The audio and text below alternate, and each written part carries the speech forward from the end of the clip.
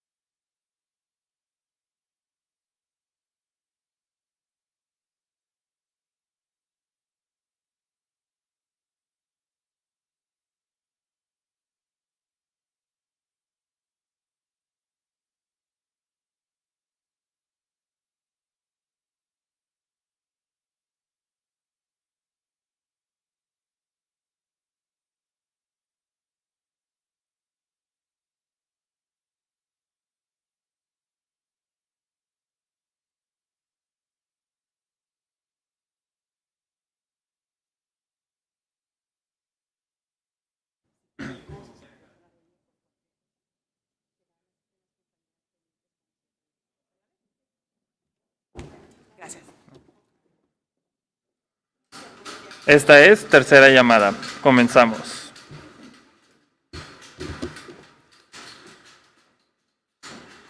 Bienvenidos y bienvenidas a este último día del Foro SUG. El día de hoy iniciaremos con una mesa de diálogo. Alzamos la voz ante la adversidad, la reducción de espacios para la libertad de expresión y la defensa de los derechos humanos. El día de hoy estará moderado por Alejandro Anaya. Bienvenido. Y en esta mesa de diálogo también nos acompaña Alberto Xicoténcatl Carrasco, del Consejo Consultivo del Mecanismo de Protección de Personas Defensoras de Derechos Humanos y Periodistas. Bienvenido también. Asimismo nos acompaña Leopoldo Maldonado Gutiérrez, de Article 19, Organización Defensora de la Libertad de Expresión.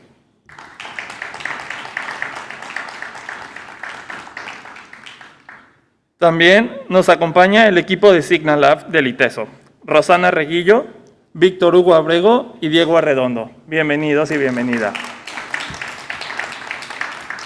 Alejandro, te dejo la palabra y bienvenidos a todos. Perfecto. Buenos días. Bienvenidas, bienvenidos todas las personas que están aquí en el auditorio y las personas que están también en YouTube. Bienvenidas, muy buenos días. Y por supuesto, bienvenidas, bienvenidos a nuestro panel de superlujo de esta mañana.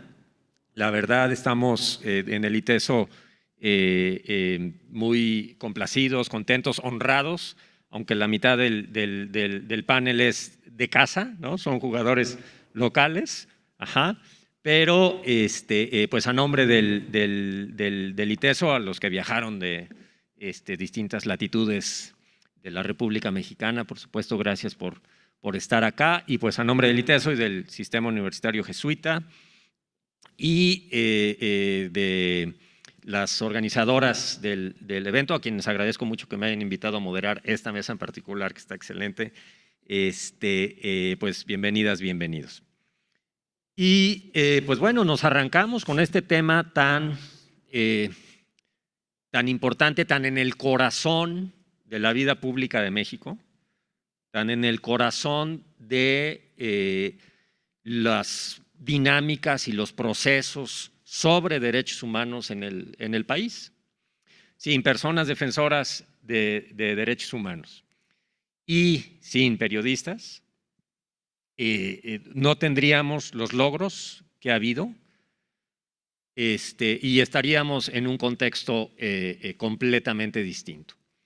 Y estamos, creo yo, ante procesos de varias décadas ya, en que las personas defensoras de derechos humanos estén en ONGs, estén en albergues de migrantes, estén en colectivos o por su cuenta, ¿sí? Y las periodistas y los periodistas de México, como decía, décadas empujando, abriendo el espacio, abriendo la cancha. Y de lo que el panel nos invita a reflexionar esta mañana es a la reducción de esa cancha.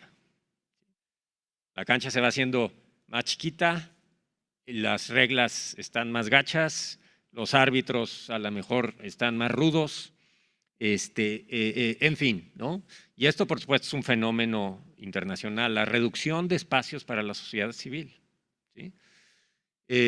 Lo vemos en distintos países y lo vemos en México. Entonces, de eso nos van a hablar nuestras y nuestros invitados esta mañana.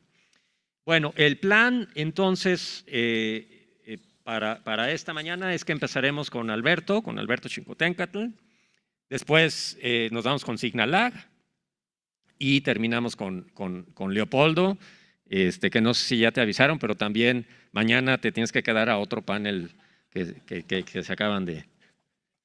Porque lo digo porque ya, ayer y no estaba en este panel, pero les gustó tanto que lo quisieron invitar de nuevo a este otro panel. Exacto.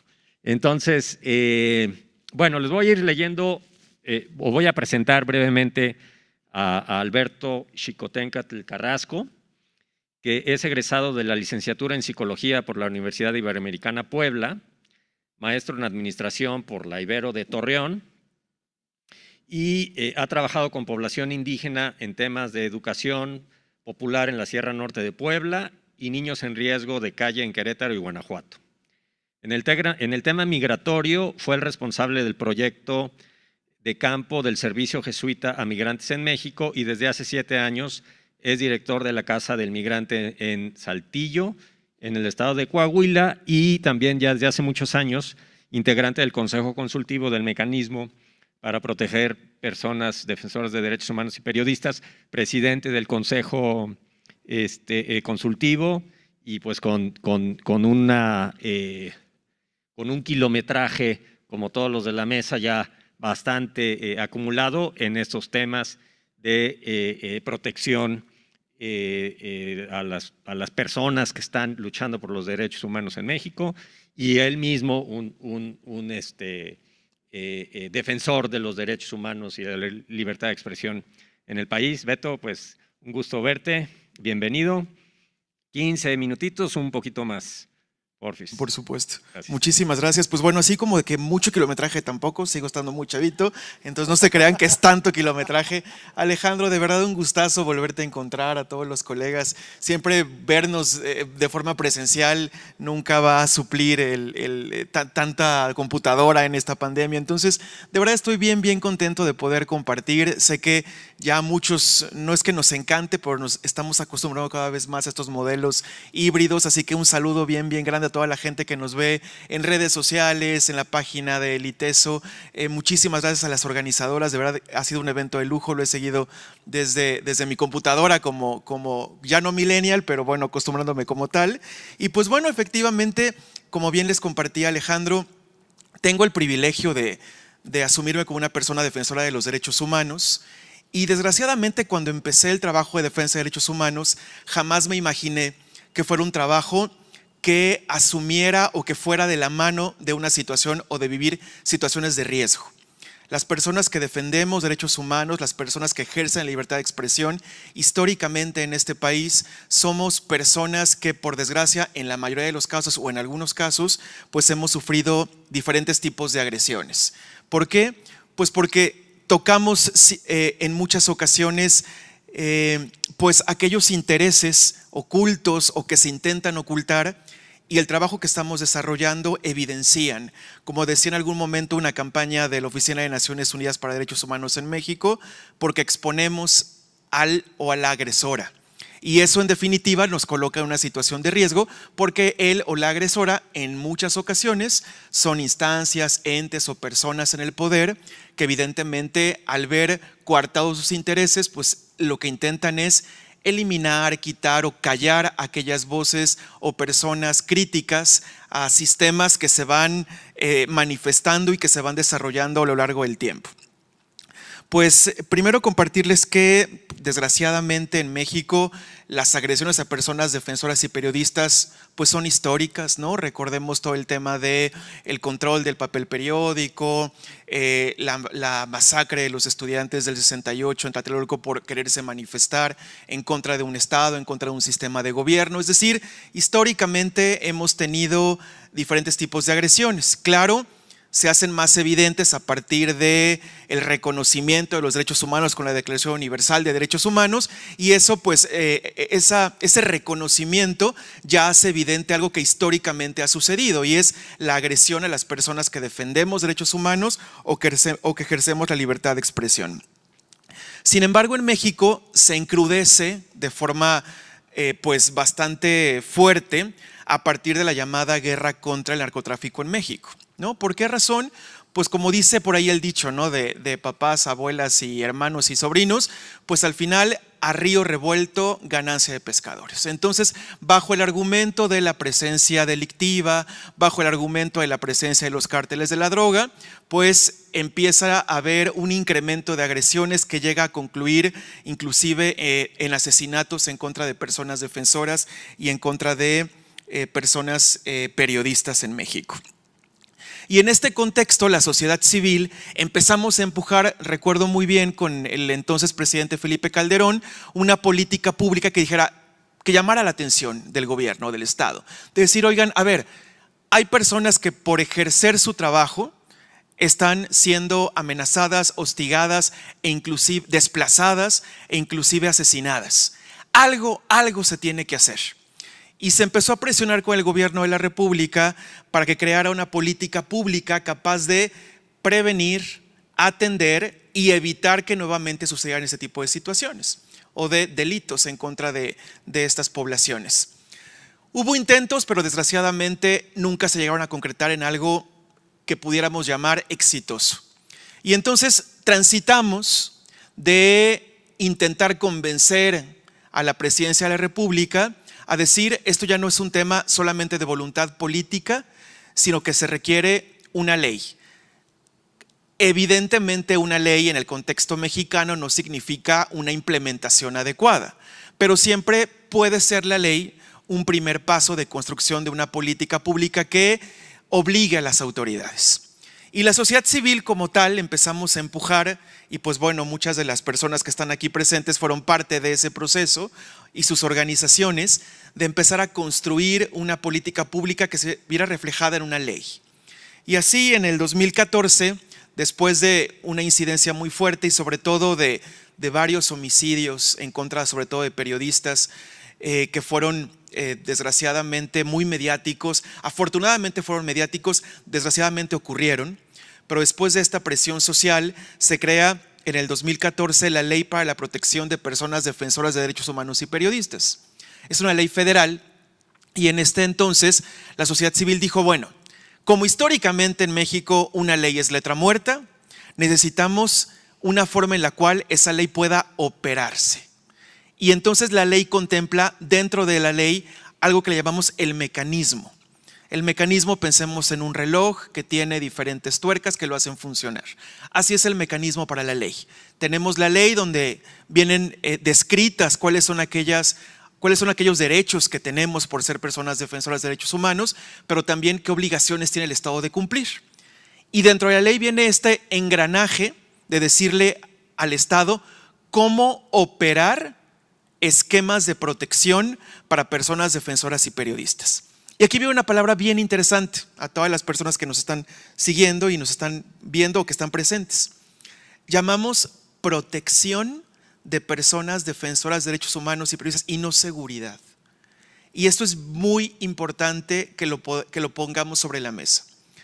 Para las organizaciones que defendemos derechos humanos, para las personas periodistas, entendemos que proteger la vida y el trabajo de un defensor y de una defensora va más allá de un tema de seguridad. ¿En qué sentido? En que en el contexto en el que estamos viviendo actualmente pensamos en seguridad y nos viene a la mente policías, nos viene a la mente armas, nos viene a la mente fuerza, y no precisamente para que podamos trabajar en un contexto seguro, en un contexto de libertad, vamos a poner de por medio las armas y la fuerza pública. Por eso hablamos de seguridad. La seguridad es un contexto mucho más amplio, que tiene que ver con sistemas en los cuales se nos permita trabajar de forma libre y de forma, insisto, protegida, de forma segura, pero en términos de protección, no en términos de militarización ni en términos policíacos. ¿A qué nos referimos? Nos referimos a que se trabaje con una sociedad consciente de la importancia del trabajo de las personas defensoras y periodistas. Sabemos que socialmente, ¿qué se nos dice todo el tiempo? Las personas defensoras están solamente para defender delincuentes. Las víctimas no tienen derechos nada más los delincuentes. ¿Por qué? Porque hay un discurso donde no se asume la importancia de la defensa de los derechos humanos y no se asume también que las personas defensoras estamos caminando junto con las víctimas. Y también es muy común, pues es una situación que en su momento tiene sus razones que no se justifican, pero se pueden entender, pues de medios de comunicación, de personas periodistas que en algún momento pudieron haber sido o han sido cooptadas o por el poder o por temas económicos. Y llegamos a pensar que todo el gremio periodístico, todo el gremio de medios de comunicación es un gremio cooptado y pagado, y no precisamente es de esa forma. Entonces, el tema de protección tiene que ver con sensibilidad, con asumir que la sociedad nos reconozca y reconozca el trabajo y lo vea como un aporte a la democracia, un aporte a la democratización del Estado, y tiene que ver también con esquemas de protección. Y entonces, pues bueno, el mecanismo de protección para personas defensoras tiene dos ejes importantes, que es prevenir, pero también atender. La prevención, como les decía, sensibilizar al Estado, a los propios miembros del Estado, pero también a la sociedad en la importancia y en el deber. Es decir, sensibilizar a las instituciones del Estado y a sus funcionarios y funcionarias en que proteger no es una opción, es una obligación del Estado. Y al mismo tiempo atender.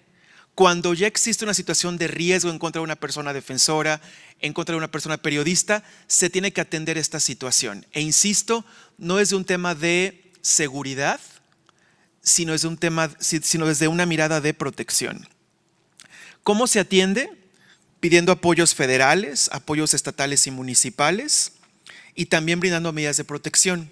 Y aquí es donde tenemos o caemos en una trampa muy compleja, porque el mecanismo es un ente que gestiona la coparticipación de los municipios, de los estados y de la federación.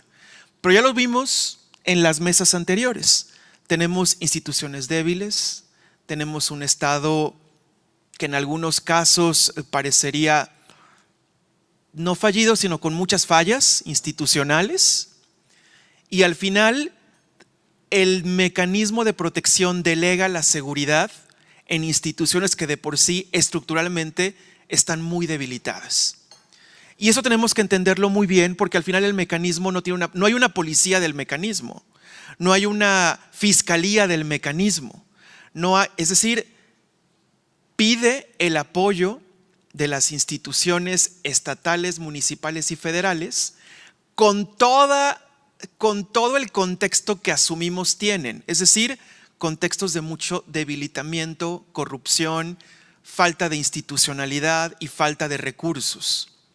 Entonces recuerdo en algún caso, no sé, vamos a poner casos en un estado del norte del país, en una sierra, donde es importante que la persona pueda ser trasladada con seguridad.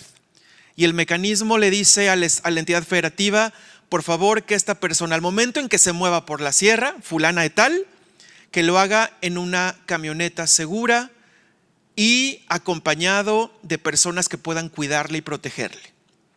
Bueno, pues todos quedamos muy conformes, él se le va a acompañar, en la sierra va a estar protegida la persona, con un vehículo que lo va a llevar para que no sufra ningún tipo de riesgo, o al menos que lo minimice. Y resulta que cuando nos volvemos a encontrar después de 6 meses, la persona defensora y su equipo nos dice, era una camioneta vieja, era una camioneta donde nos decían que no había presupuesto para la gasolina, era una camioneta que no podía subir la sierra, igual y para un municipio planito, sin ningún problema podía funcionar, pero para el contexto de la sierra de este estado es prácticamente imposible. O en otro caso, por ejemplo, donde se pedía presencia de un equipo de seguridad afuera de un albergue para migrantes. Pero resulta que el equipo de seguridad no tenía, por así decirlo, ni un radio para llamar a su gente y pedir apoyo. El vehículo que utilizaban, las llantas estaban desinfladas, el motor no servía. Y la respuesta de la autoridad fue, a ver, ustedes nos pidieron protección, ustedes nos pidieron que hubiera un vehículo de movilización urgente, pero no nos dijeron que el vehículo tenía que tener las llantas bien puestas y que tenía que servir. Ah, bueno, discúlpanos, ¿no? Lo vamos a poner con mayor precisión para que para la próxima no fallemos. Disculpa nuestro error. Un vehículo con llantas, por favor. Hay que ponerlo así. Y entonces imagínense el intentar implementar esquemas de seguridad cuando tenemos que lidiar con interpretaciones tan extremos subjetivas. Entonces, cuando esto sucede, la estrategia de protección evidentemente va a colapsar. y nos va a llevar a seguir pensando un esquema de seguridad con armas, con policías, porque parece ser que de la otra forma es muy compleja la implementación. No es que sea difícil, sino que hace falta capacidad, profesionalismo, iniciativa para que esto pueda ser posible. Quiero compartirles que, desgraciadamente, en lugar de que a medida que pase el tiempo tengamos menos personas beneficiarias o menos personas en riesgo, solamente el mecanismo de protección en este momento está intentando proteger a más de 1,500 personas, con un equipo de 40 personas. Y en la administración federal actual, de repente, híjole, algo que queremos dejar bien claro es: no estamos en contra de ningún partido político ni en contra de ningún funcionario. Estamos a favor de las víctimas, estamos a favor de la verdad, de la justicia y del respeto de los derechos humanos, sin importar partido político o persona que esté en el poder. Estas cifras que quiero dar no tienen que ver con, de repente parece ser que los defensores queremos desdibujar las transformaciones, ¿no?, de la era que sean. No es así, simplemente colocamos la situación como es. Quiero decirles que en esta nueva administración el mecanismo de protección ha tenido que ampliarse en un 85%. Es decir, el 85% de las personas que en este momento han pedido protección lo han hecho a partir de esta administración federal. Quiere decir que el riesgo en contra de personas defensoras de derechos humanos y periodistas ha aumentado en un 85% desde la mirada del mecanismo federal en esta administración. Dicho por la misma Secretaría de Gobernación, en esta administración federal han sido asesinados 43 personas periodistas y han sido asesinadas 68 personas defensoras de derechos humanos. Actualmente, solamente de un solo municipio, en Guerrero, se han tenido que desplazar solamente en 2021 10 personas periodistas. En un solo municipio, en una sola entidad federativa. Y más del 60% de las agresiones en contra de personas defensoras y en contra de personas periodistas no están siendo cometidas, como se dice en medios, en entrevistas más bien, a funcionarios, no son cometidas ni por bandas delictivas, ni son cometidas por cárteles de la droga. Más del 60% de las agresiones son cometidas por instituciones o por personas servidoras públicas y específicamente municipales. En los municipios es donde más agresiones se cometen. ¿Qué debemos de hacer ante esta circunstancia? ¿O qué podríamos empujar a hacer? Primeramente, tenemos que regresarle la responsabilidad al Estado. Cuando tenemos un derecho, el Estado tiene una obligación. Entonces, la defensa de derechos humanos, la libertad de expresión, no únicamente es un trabajo, es el ejercicio de un derecho. Yo ejerzo mi derecho a la libertad de expresión y ejerzo mi derecho a defender derechos humanos. Y cuando existe el ejercicio de un derecho, existe la obligatoriedad de un Estado en garantizarlo. Entonces, hay que seguir empujando esta obligatoriedad. Y al mismo tiempo seguir desarrollando el enfoque diferenciado, en asumir que se tiene que defender de forma diferente o de proteger de forma diferente a una mujer, a un hombre, a una persona en un contexto urbano, a una persona en un contexto indígena, a una persona periodista madre de familia o a un hombre periodista padre de familia. Cada contexto es diferente. Y algo para cerrar también, hacen falta recursos públicos. Actualmente se necesita, para que el mecanismo opere, un techo presupuestal de aproximadamente 450 millones. En el mejor de los casos, si se aprueba el ejercicio fiscal de este 2022, vamos a tener 380 millones de pesos, de los cuales 150 millones se deben del 2021. Quiere decir que para el 2022 el recurso destinado para proteger a personas defensoras es completamente insuficiente. Y una invitación a toda la gente a que tenemos una campaña junto con Artículo 19, con con CIMAC que se llama Conocerles es reconocerles. Pueden encontrarnos en todas las redes sociales, Facebook, Twitter, Instagram, en podcast, en Spotify, completamente gratuito. Y ahí lo que hacemos es colocar casos específicos para que las personas que desconocen qué hace una persona defensora, qué hace un periodista, por qué su trabajo es importante, ahí de forma muy sencilla vamos a conocerles, y al conocerles vamos a reconocer la importancia de ese trabajo. Pues muchísimas gracias.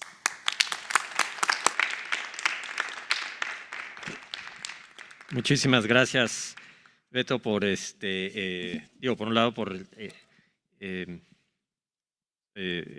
no pasarte en el tiempo, pero sobre todo por este panorama que nos pintas, que nos presentas, en el que hay una institucionalidad que no está dando, que no está alcanzando, que no está teniendo lo que requiere, por un lado, la institucionalidad que se queda corta. Por otro lado, creo que esto último que señala sugieres algo bien importante, que es la comunidad o la sociedad. ¿Qué hacemos para también arropar, proteger, acompañar a estas personas defensoras y a estos periodistas que están, pues ahora sí que bajo fuego, por ponerlo en esos términos? ¿Y qué hace la sociedad para protegerlos también, ¿no? ¿O qué hacemos las universidades, los académicos, las estudiantes, los estudiantes, etcétera, para proteger a estas, para ser parte de ese mecanismo, un mecanismo ampliado de protección? Bueno, muy bien, pues pasamos ahora con Signalab, que estoy seguro que no solo las personas que están aquí en el auditorio, sino también las que nos siguen por YouTube conocen de su trabajo. Si no lo conocen, métanse ahorita al Google. Bueno, ahorita no, cuando acabe, para que pongan atención, y pónganle Signalab y maravíllense con el trabajo que están haciendo de desentrañar esa madeja, que además para cualquier persona externa, pues es una madeja que dices por dónde le jalo para entender qué está pasando, que son las redes, ¿no? Entonces no sé si estoy entendiendo bien el trabajo de Signalab, pero creo que agarran la madeja y dicen, mire, aquí empieza y aquí acaba, aquí hay un cachito de un color, aquí hay otro cachito de otro color, y esta madeja hace estas cosas. En ese trabajo de desentrañar lo que todo ese pleito que hay en las redes sociales, ¿no? Todos esos cocolazos que hay en las redes sociales, pues también se han metido a identificar los orígenes de los ataques contra periodistas y contra personas defensoras de derechos humanos, que en las redes pues también son espacios hiperviolentos en el que, y que son parte de esas agresiones a las que Alberto hizo mención. Bueno, los voy a presentar al equipo de Signalab, que nos acompaña esta mañana. Rosana Reguillo es investigadora nacional del Sistema Nacional de Investigadores nivel 3, o sea, de las investigadoras mexicanas de más altísimo nivel 3, es lo que significa ser nivel 3 del SNI, es tener la más alta distinción como miembro integrante de ese sistema, integrante también de la Academia Mexicana de Ciencias, profesora investigadora emérita de esta casa, del ITESO, y actualmente coordinadora de Signalab. Es licenciada en Ciencias de la Comunicación y maestra en Comunicación por el ITESO y doctora en Ciencias Sociales por el CIESAS y la Universidad de Guadalajara. Ha sido profesora invitada en diversas universidades de Latinoamérica, España, Estados Unidos, Pinker Visiting Professor en Stanford, catedrática en la UNESCO, Premio Nacional de Antropología, Premio Iberoamericano a la Investigación Municipal y Regional, etcétera, con libros y artículos publicados sobre distintos temas que tienen que ver con los estudios socioculturales. Hasta ahí lo dejo para no dedicarle más tiempo a presentar el currículum de Rosana. También googléanle y vean los detalles. Y quienes estén pensando en hacer un doctorado en ese tipo de temas, pues vénganse al doctorado aquí en el ITESO y trabajen con Rosana. Presento de una vez a Víctor y a Diego, ¿no? Víctor Hugo Ábrego Molina es maestro en comunicación por la Universidad de Guadalajara, con una tesis titulada Relaciones Sociales, Generación de Sentido y Construcción de la Presencia de Jóvenes en Facebook. Profesor asociado aquí en el ITESO, con estudios formales en Ciencias de la Comunicación. Es investigador asociado en el proyecto de FOMIX CIDT, del CIESAS Occidente, y sus líneas de investigación son tecnología y sociedad, cultura, jóvenes y transdisciplina. Buenos días, Víctor. Y Diego Arredondo es egresado de la carrera de comunicación en el TEC de Monterrey, con una amplia experiencia en el desarrollo de estrategias de comunicación, narrativa audiovisual, diseño de interfaces interactivas, visualización de datos y en el uso de herramientas colaborativas. Durante 6 años ha colaborado en Wikipolítica en materias de comunicación estratégica, diseño organizacional y tecnologías de participación. Actualmente, Diego trabaja en el ITESO, en el equipo de Signalab, en procesos de innovación y desarrollo de interfaces y como profesor en el Departamento de Estudios Socioculturales. Buenos días, equipo de Signalab, adelante.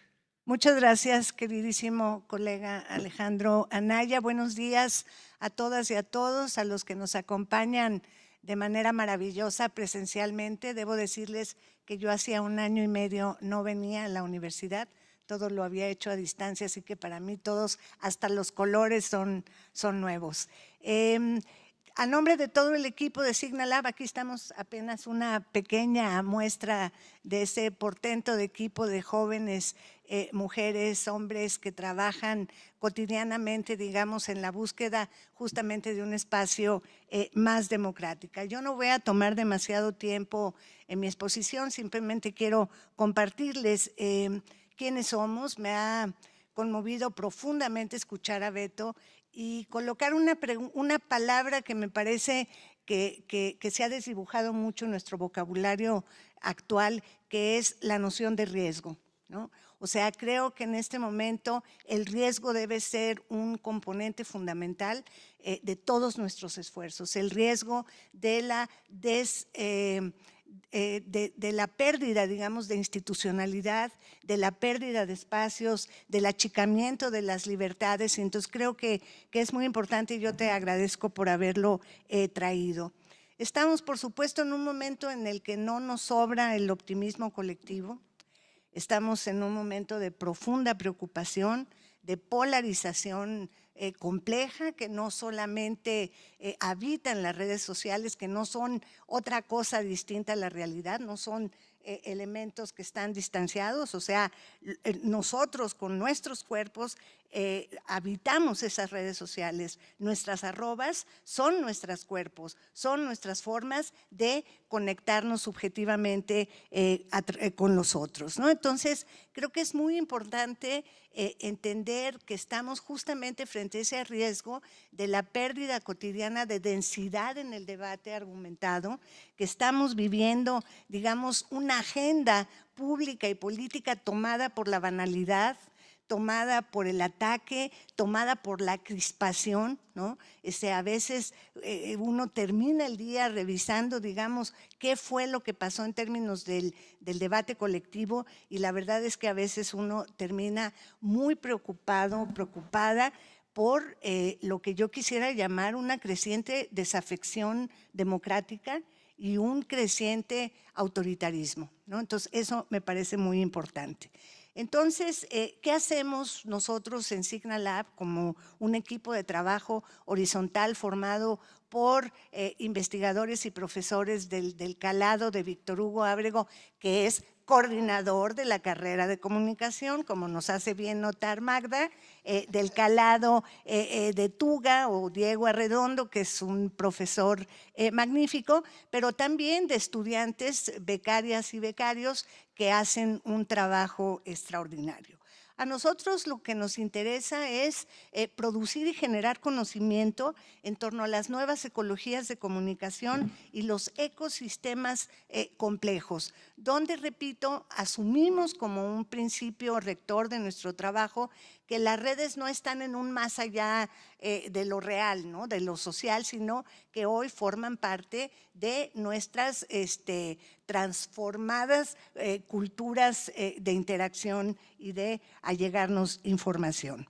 Entonces, lo que nosotros hacemos es asumir abrazamos una noción que llamamos espacio público expandido, que es justamente esta idea de tratar de entender la relación entre la calle, los medios, las redes sociales y el impacto que esto está teniendo en la configuración de una cultura global, ¿no? Y nos interesa entonces, en este sentido, analizar profundamente la conversación y la cultura digital contemporánea en un contexto de linchamientos y descalificación del pensamiento diferente. De manera muy rápida quiero traer aquí, no se ha movido, ¿verdad? Quiero traer aquí, ayer tuve la suerte de participar con García Canclini y con Claudio Lomnis en una mesa organizada por el Colegio Nacional, y me impresionaba mucho una idea que colocó Claudio Lomnis que me pareció brillante, y era la idea del pasado en el presente y el futuro en el presente. Y Lomnis decía, con la claridad que siempre lo acompaña, que el pasado en el presente de lo que nos habla es de la experiencia. En cambio, el futuro en el presente de lo que nos habla es de las expectativas. Y pensando en estos grafos que ustedes tienen en la pantalla, ¿no?, en todas estas operaciones lingüísticas de ataque, descalificación, pero al mismo tiempo también luminosas y de acción que nos articula políticamente, pensaba yo en una entrevista que Jack Dorsey, el CEO de Twitter, fundador de Twitter, daba en una charla TED hace no demasiado tiempo, donde decía que en el 2013 jamás imaginaron que ese aparato llamado Twitter, que es un portento que no debemos dejar que se nos pierda, no imaginaron que iban a tener que invertir esa cantidad de recursos simbólico, político y humano para combatir la maquinaria de odio, ¿no? Entonces, ese futuro en el presente, esa expectativa que nos habla justamente de no ceder el espacio, de no ceder el esfuerzo, de que la expectativa de la construcción de un espacio democrático, robusto, sano, saludable, con capacidad de aceptación de la diferencia y de la disidencia sea fundamental. Entonces, rápidamente cierro con esta idea. ¿Qué hacemos cotidianamente? Nosotros, antes de la pandemia, habíamos desarrollado ya una cultura de trabajo colectivo digital a través de distintas herramientas. Fundamentalmente nos comunicamos a través de Slack y por ahí vamos construyendo trabajo colectivo, pero lo que hacemos cotidianamente es monitorear la conversación en redes y plataformas local, nacional, internacional, justamente en estos temas que son sensibles para la libertad de expresión, para la democracia, para la defensa de los derechos humanos, que para nosotros son tres ejes que nos atraviesan cotidianamente, atraviesan nuestras preocupaciones, nuestros cuerpos, ¿no? Entonces, ¿qué hacemos? Monitoreamos a través de herramientas desarrolladas en el propio departamento, en el propio laboratorio, herramientas de uso libre, de acceso libre, para documentar, dar seguimiento, acompañar procesos, por ejemplo, de ataques a periodistas. Por ejemplo, recientemente hemos dado seguimiento a los ataques que se hicieron a periodistas como Penilei Ramírez, pero de eso nos hablará Víctor un poco más adelante. Lo que nos interesa es fundamentalmente visibilizar estrategias de manipulación, evidenciar cuando hay estrategias que están manipulando a la opinión pública, justamente, Beto, para, por ejemplo, expandir la narrativa de que los derechos humanos que estamos defendiendo son de delincuentes, ¿no? Entonces, ese tipo de intervención a nivel de operación narrativa son a lo que nosotros nos interesa documentar, ¿no?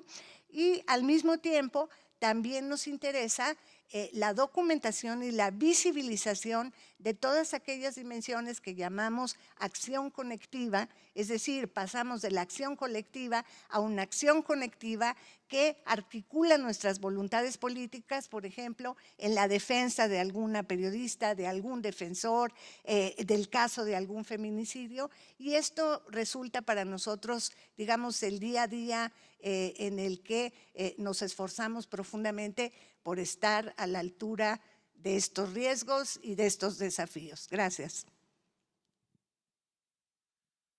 Hola, ¿qué tal? Muy buenos días a todas y a todos. Gracias, Rosana. Bueno, continuando con esta línea de lo que nosotros hacemos en Signa con respecto a la identificación de cierto tipo de conversaciones alrededor. A ver, ahí ya se escucha mejor. Ya, perfecto. Decía, ¿no? Muchas gracias. Continuando con la línea de lo que platicaba hace ratito Alberto y lo que ahorita comentaba Rosana, en Signa, por eso es que nos preocupa tanto el empezar a identificar y categorizar y analizar de manera cualitativa y crítica este tipo de ataques a periodistas y defensores de derechos humanos en redes sociales, ¿no? Y justo en el contexto que nos platicaba al inicio Alberto, a nosotros nos parece que justo en contextos como el mexicano, ¿no? Atravesados por estas violencias brutales hacia defensores y hacia sociedad civil en general, es muy importante pensar en las implicaciones que tiene el minimizar los discursos de violencia hacia periodistas, hacia defensores de derechos humanos, hacia voces críticas en general, sobre todo cuando viene de autoridades, ¿no? Cuando dicen, no, pero es que simplemente es discursivo, y entonces hay como si esa capa no fuera también algo que agrega a este contexto de violencia y que en el mediano y largo plazo lo que está haciendo es contribuir a, pues digamos, a construir una especie de clima de hostilidad permisiva en contra de las voces críticas en general, ¿no? Entonces, la pregunta que me gustaría dejar es esa, ¿no? ¿Cuáles son las implicaciones de decir, no, pero es que no se les hace nada, simplemente se les critica de manera muy, muy fuerte, muy virulenta en algunas son más de una ocasión, y entonces pensar, bueno, entonces, ¿qué es lo que se quiere, no? Que se les agarre a golpes o que les pase algo más para entonces decir que está mal que una autoridad ejerce ese tipo de violencias discursivas. Y por eso es necesario señalar que en la medida en que vamos identificando ese tipo de, pues digamos, de ataques o de sistematicidad en la virulencia discursiva en redes, es que hemos trabajado también en la generación de diccionarios, sobre todo en la ponderación de palabras en español, que esto también es un guiño ahí incluso en términos geopolíticos, ¿no? Hoy en día con todo este avance en el desarrollo de herramientas de análisis de lenguaje natural, etcétera, pero que sobre todo están en inglés. Es importante aquí resaltar que el trabajo que hemos estado haciendo en los últimos 2 años ya más o menos ha sido, entre otros, el del desarrollo de diccionarios en español que buscan ponderar justamente palabras en español en el argot mexicano que nos ayuden a dimensionar la violencia que está siendo ejercida en contra de ciertos tipos de perfiles, y ahí evidentemente digamos que los experimentos giran alrededor sobre todo de perfiles de periodistas, ¿no? Como decía hace ratito Rosana, donde están Penile Ramírez o Almadelia, etcétera, ¿no? Murillo. Y ahí digamos que lo que nos interesa es también desarrollar índices de vulnerabilidad situados en el contexto nacional, es decir, no es lo mismo si un periodista pertenece a un consorcio mediático nacional o internacional que si trabaja en un medio local, o que si trabaja en un blog municipal, no es lo mismo si es hombre o si es mujer, o si pertenece a algún colectivo de disidencia de género, no es lo mismo si es o no perteneciente a un grupo originario, ¿no? Es decir, todo ese tipo de elementos que lo que nos van configurando es un índice de vulnerabilidad que ha sido trabajado y ponderado para generar una categorización que nos permita dimensionar los riesgos que, agregados al sometimiento de violencias discursivas en redes, nos arrojen ya en un punto muy, muy próximo, estamos ya por tener una primera versión, pues ya beta de ese script, un semáforo de riesgo que nos permita contribuir a que en la discusión pública haya justo eso, un dimensionamiento de las implicaciones de que se estén ejerciendo ese tipo de violencias en contra de periodistas y defensores de derechos humanos, ¿no? Y en esa línea, y para cerrar la idea, es que también esta parte de, digamos, técnica, o que lo que hemos hecho ha sido hacer este trabajo de cruce entre ciencias sociales o herramientas de las ciencias sociales y las humanidades con herramientas y técnicas de la ciencia de datos y la ciencia de redes, lo que hemos hecho ha sido construir algo que hemos empezado a llamar como datificación crítica, que busca ser justo una perspectiva situada en general en Latinoamérica, pero en particular en México, que lo que haga sea, digamos, asumir la condición contextual sociohistórica en la que estamos y tratar de ir un poco más allá de las visiones anglosajonas dominantes que están en estos cruces, ¿no?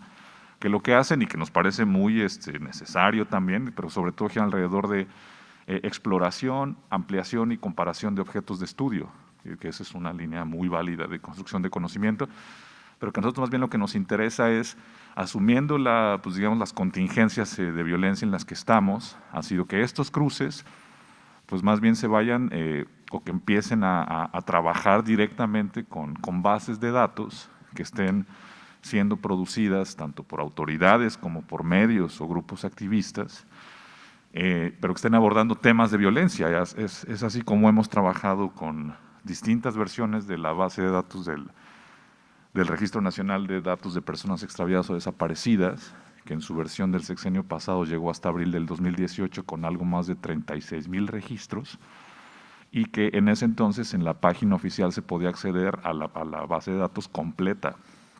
Eso permitía hacer cruces mucho más interesantes para explorar, digamos, formas de relatos que pudieran cuestionar o que pudieran generar nuevas formas de entender esa cartografía de la violencia. En el momento actual, el sitio renovado de ese mismo registro nacional tiene una interfaz mucho más amigable, pero no permite el acceso a la descarga de la base de datos totales. O sea, uno no puede tener el acceso a todas las columnas de cada una de las filas o de cada uno de los casos. Eso condiciona, sesga y predispone las posibilidades a las que uno puede tener para preguntarle cosas a los datos. Y en esa medida es que nosotros justamente lo que estamos intentando hacer es nuevamente, digamos, hacer esa aportación o llevar a la discusión pública la necesidad de hacer estos cruces desde una perspectiva que integre estos saberes cualitativos y cuantitativos, pero que intente arrojar luz, o que incluso pensamos a veces en una especie de profanación de los relatos oficiales que se otorgan con esos datos, ¿no? ¿Qué otros datos, qué otras historias, qué otros relatos, qué otra manera de anclar esos datos que pueden aparecer como que son 36,000 filas de Excel para un familiar, ¿no? ¿Cómo podemos mostrar otro tipo de mapas que arrojen preguntas, que desnaturalicen esta lectura del número, ¿no? Entonces, hasta ahí la dejo. Hola, gracias Víctor. Pues sí, tratando de anclar y cerrar un poquito al menos nuestra contribución a esta mesa, hablando sobre el trabajo que hacemos en conjunto. Usualmente los casos que hemos analizado encontramos esta tensión recurrente sobre cuál es el uso político de las redes sociales que está teniendo como mayor prevalencia hoy, ¿no? que está por de alguna forma teniendo un mayor impacto, ¿no? Y vemos, si bien por ahí a inicios de la década de 2010, las revueltas mundiales de 2011 que inspiraron mucho de pues, el trabajo de la doctora Rosana Reguillo, de lo que llegó a motivar la fundación de un espacio como Signalab, pues hemos visto cómo vamos caminando hacia un escenario que se aleja o al menos que empieza a emparejar y luego rebasar la balanza entre esos esfuerzos de acción conectiva, de colaboración, inteligencia colectiva hacia pues, un escenario de mayor control, mayor vigilancia, violencia y por supuesto polarización. Y entonces muchos de los casos que hemos analizado están por pues, también el tipo de contextos donde ponemos la lupa, están atravesados por crisis de derechos humanos, desde brutalidad policíaca, detenciones arbitrarias, violencia generalizada, violencia de género y feminicidios. Por aquí en las gráficas que están detrás hay algunos casos de ellos, ¿no? Como el que hemos trabajado en laboratorio, como el caso de desaparición y muerte de Santiago Maldonado en Argentina, en una comunidad mapuche en agosto de 2017, el caso de Giovanni López aquí en Jalisco, en Ixtlahuacán de los Membrillos, en junio de 2020, y el caso del feminicidio de Ingrid Escamilla en febrero de 2020, y también, aunque no, el caso que analizamos en específico no tenía que ver con un caso específico de abuso de derechos humanos, entendemos en el caso de Estado de México que estuvimos analizando, que se trata de un contexto, de nuevo, de desigualdad, de violencia generalizada y de violencia de género muy fuerte, ¿no?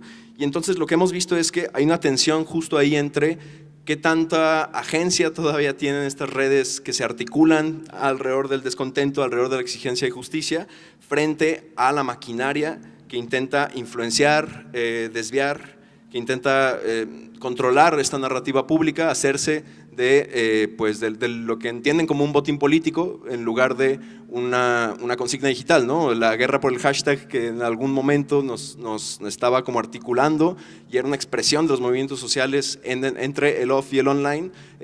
Cada vez vemos más día a día que más bien vemos una pelea de gigantes y quién tiene como las maquinarias más grandes o las coordinaciones más potentes para poder influenciar la conversación pública, ¿no? Y entonces, pues esto tiene que ver mucho con algo que argumenta bastante la investigadora René Di Resta de Stanford, que tiene que ver con un sistema un ecosistema de información que está roto, ¿no?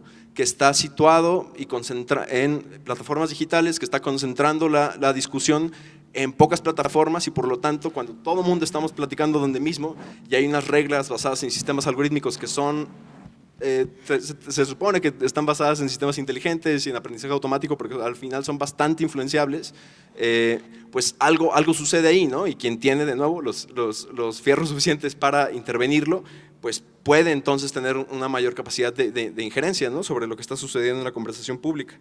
Y entonces ahí hay un riesgo complejo en términos de dónde quedamos en este juego como cuesta arriba, que si en algún momento justo las redes emparejaban la cancha y permitían que las personas tuvieran una capacidad de hacer llegar su voz y sumarlas en conjunto y que fueran más fuertes que de los poderosos, ¿no? Que de los poderes fácticos de siempre, pues ahora está complejo, ¿no? Está complejo tratar de contrarrestarlo. Pero también es interesante y es justo este ejemplo que está por aquí, está esto en bucle, entonces ahorita volverá si se desaparece. Hay ciertos casos en los que pues se recupera de alguna forma la posibilidad de agencia colectiva sobre este ecosistema tan tocado, ¿no? Y es el caso de Ingrid Escamilla, de su lamentable y brutal feminicidio a inicios de 2020, donde justo, a ver, algo tiene que ver aquí la naturaleza humana en términos de lo que está buscando la gente alrededor del caso y los algoritmos de estas plataformas que están diseñados para reconocer, predecir y moldear lo que nos causa atención, han entendido lo que muchas veces lamentablemente las personas quieren ver, ¿no? Les mueve y les retiene en un sitio antes el morbo, el odio, el miedo, que algún otro tipo de búsqueda democrática o de conciliación o de debate. Entonces, ¿qué sucedió en ese momento alrededor de las primeras horas del debate sobre y de la discusión sobre este caso de este feminicidio? Lo que se estaba buscando eran las imágenes brutales de su cuerpo destrozado por encima de la discusión que estaba tratando de visibilizar la injusticia, ¿no? ¿Qué sucedió? Como está ahí otra vez el collage, hubo una especie de emergencia colectiva donde las personas pudieron de alguna forma subvertir el algoritmo y decir vamos a bombardear esta conversación de paisajes, animales bonitos, de imágenes de la naturaleza que intenten en este momento parar el horror, dejar de revictimizar a la familia y a la víctima y a su memoria y tratar de dejar al menos por ahora una huella sobre la preponderancia algorítmica alrededor de este caso, de qué van a encontrar las personas al buscar el nombre Ingrid Escamilla tanto en Google como en Twitter, ¿no? Y entonces ahí hay algo, ¿no? Aunque parece que la balanza pues está yéndose muchas veces como a favor de quienes tienen la posibilidad económica, la infraestructura, el poder y la poca vergüenza de intervenir sobre la conversación pública de esta manera, pues hay ciertos resquicios todavía, ¿no? Para poder de alguna forma recuperar este lado luminoso, como dice Rosana, de las redes y de alguna forma mantenerlas como nuestras, ¿no? Y eso es todo. Gracias.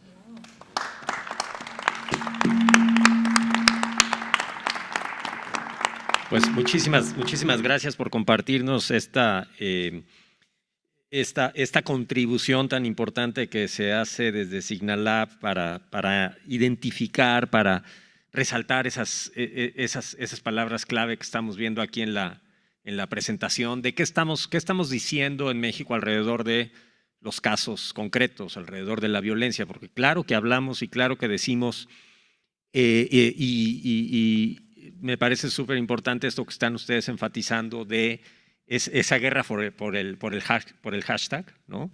Esa guerra por las narrativas, y qué importante recuperar que ustedes están identificando esos casos donde esa agencia colectiva está surgiendo, ¿no? Y está ganando ese jaloneo por la definición al final del día de lo que está pasando, ¿no?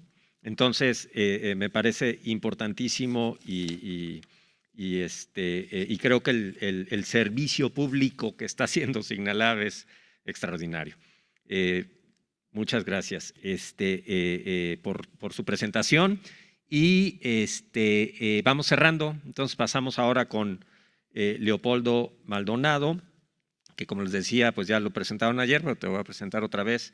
Leopoldo, él es director regional de Artículo 19 para la Oficina de México y América Central. Artículo 19 es esta organización, el líder en relación a la defensa de la libertad de expresión, el artículo 19 de la Declaración Universal de los Derechos Humanos, con presencia, por supuesto, a nivel global, y su presencia en México y América Central pues está encabezada por Leopoldo. Desde de 2008 a 2013 laboró en el Centro de Derechos Humanos Miguel Agustín Pro Juárez, es maestro en Derechos Humanos y licenciado en Derecho por la Universidad Iberoamericana, y se ha especializado en, fíjense nada más, hago un paréntesis, como las y los egresados de las universidades del SUG, digo, no los seleccionaron o no las seleccionaron por eso, ¿sí? Pero las y los egresados de las universidades del SUG andan en estos temas y hoy en día son los que están moviendo la rueda o moviendo esas manecillas del reloj o esos engranes del reloj. Pero bueno, decía que se ha especializado Leopoldo en diversos temas relacionados con la defensa de los derechos humanos, como la libertad de expresión, derechos sociales, acceso a la justicia de personas y grupos en situación de vulnerabilidad, debido proceso penal, entre otras. Y como parte de su labor en Artículo 19, se ha enfocado en el registro, documentación, análisis, acompañamiento y defensa de periodistas agredidos por su labor. Así también ha participado en estrategias de litigio estratégico en temas relevantes para la garantía del espacio cívico, el acceso a la información y el derecho a la libertad de expresión en Internet. Leopoldo, bienvenido y adelante, por favor. Gracias, Alejandro, y muchas gracias por la invitación también a este espacio. Por supuesto, con el testimonio de Beto y del gran equipo de Signalab, pues la verdad es que dejan ya poco espacio para este abordaje. Más bien mi perspectiva es como tratar de englobar los grandes retos que está enfrentando lo que llamamos ahora el espacio cívico, particularmente desde la óptica de la defensa de los derechos humanos, la libertad de expresión, por supuesto, la participación política, que no se constriñe, aunque así quisieran, al tema electoral, y la ocupación del espacio público, ¿no? Y también de ese espacio público extendido, o ese espacio público digital, también como se le ha conocido. Y me voy a basar, pues, para esta exposición, en lo que acaban de publicar hace un par de días las y los relatores de libertad de expresión de los sistemas regionales de derechos humanos y Universal. me refiero a la Declaración Conjunta sobre Líderes Políticos, Personas que ejercen la función pública y libertad de expresión. Nos han tratado de inocular una falacia cuando nos están hablando de que cuando Bolsonaro o cuando López Obrador o Bukele, ojo, estoy hablando de un espectro ideológico muy diverso para que luego no digan que uno está conspirando contra la izquierda, los mismos gobiernos de izquierda, por supuesto, en la región, Iván Duque en Colombia, señalan, estigmatizan a manifestantes, a personas defensoras de derechos humanos, al movimiento feminista, al periodismo, están ejerciendo su libertad de expresión, ¿verdad? Como cualquier ciudadana y ciudadano, cualquier persona de a pie, sin tomar en cuenta las asimetrías de poder y la responsabilidad que conlleva tener una tribuna como la que tienen los jefes de Estado, en este caso, y otros funcionarios públicos. Digo, el gobernador Alfaro no es la excepción en esa lógica de atacar desde la tribuna a quien disiente y a quien critica desde la prensa y desde el ejercicio del activismo, ¿no? Por poner un ejemplo local, pero también tenemos el ejemplo de Javier Corral en Chihuahua, que fue sumamente intolerante, tuvo otras cosas en donde hay que darle el beneficio de la duda y bastantes otras encomiables, pero en el caso de la intolerancia, que se asienta desde el poder público, ¿no? Y eso nos habla de lo que hablábamos justo ayer, ¿no? De una clase política y de las élites económicas profundamente rancias y autoritarias y profundamente intolerantes con la crítica, y siendo el pacto de censura y de silencio una condición sine qua non del avance del sistema político actual. Y en ese sentido, ayer me quedé con un sabor de boca agridulce, precisamente porque en la exposición sobre memoria y reparación del daño, siento que me enfoqué mucho, no es menor, pues, en un episodio tremendo, doloroso, infame de la historia nacional, que es el de la mal llamada Guerra Sucia o de la represión estatal durante los 60, 70 y 80, y faltó un poco el abordaje de nuestro presente, que es la llamada guerra contra el narco de la que ya hablaba Beto, y este contexto en donde sí hay una comisión de esclarecimiento histórico que está en construcción para la etapa del 65 al 90, pero ¿qué hacemos con un presente atroz? Donde nos están desapareciendo familiares, donde nos están desapareciendo a miles de personas, ya 93,000 en el acumulado del registro, que en cifras ya no nos suena, y eso es lo más escalofriante. Estamos perdiendo los rostros y las historias detrás de la atrocidad. Las ejecuciones extrajudiciales, la tortura, sobre todo también de carácter sexual en el caso de las mujeres bajo custodia del Estado, la violencia en los centros penitenciarios, la violencia también del Estado a través del aparato penal y la falta de garantías del debido proceso, que sirve para criminalizar sobre todo la pobreza, y también sigue sirviendo para criminalizar en algunos estados del país todavía la disidencia política, ¿no? Cuando hablábamos de las fiscalías como brazos ejecutores del régimen, eran para eso, ¿no? Para perseguir políticamente a la disidencia, y también sirven como una forma de control social mediante el aparato penal, ¿no? Entonces, me baso en este programa que lanzan las relatorías. Para quienes no saben, las relatoras y relatores de libertad de expresión son expertos independientes que, en este caso, un eje temático es, por supuesto, la libertad de expresión y opinión de los diferentes sistemas de protección de derechos humanos. En el caso interamericano está Pedro Vaca, en el caso universal, del sistema universal o sistema ONU, está Irene Khan, quien también ambos vienen del activismo a nivel global y regional, ¿no? También está la relatoría de libertad de expresión de la Unión Europea y de la Comisión Africana, ¿no? Entonces es interesante que no son instrumentos obligatorios, le llaman soft law, pero son referentes importantes porque aparte está en una conversación muy adecuada precisamente de lo que vemos aquí, ¿no? Establece todo un programa y reafirma el carácter democrático y de piedra angular de la democracia, de la libertad de expresión. Y nos habla también de la obligación de los estados de adoptar medidas para proteger a periodistas y personas defensoras de derechos humanos y a cualquiera que ejerza su libertad de expresión. Medidas que se traducen en un mecanismo con todas las retos, oportunidades y falencias que ya nos exponía Alberto, ¿no? Y más en un Estado federado donde pues todos se avientan la bolita y responsabilidad de todos es responsabilidad de nadie. Y entonces, en ese sentido, en una zona azotada por la violencia, azotada particularmente por la violencia contra la prensa también, estos mecanismos especiales que deberían ser transitorios, temporales y deberían de tener fecha de caducidad, son importantes y son esenciales para el fortalecimiento de la prevención y la protección. Es una experiencia que empieza en Colombia, el mecanismo mexicano tiene todo un componente procedimental e institucional complejo, pero que garantiza hasta ahora la participación de la sociedad civil y de las y los periodistas también. Y fíjense nada más cómo establece ya y va historizando y va aterrizando la declaración conjunta y dice, no pueden los jefes de Estado y los estados en general participar ni financiar comportamientos inauténticos, coordinados u otras operaciones de influencia en línea que tengan como objetivo influir en las opiniones o actitudes del público o de un sector del público con fines políticos partidistas. Ahí está, ¿no? Ahí está, ¿no?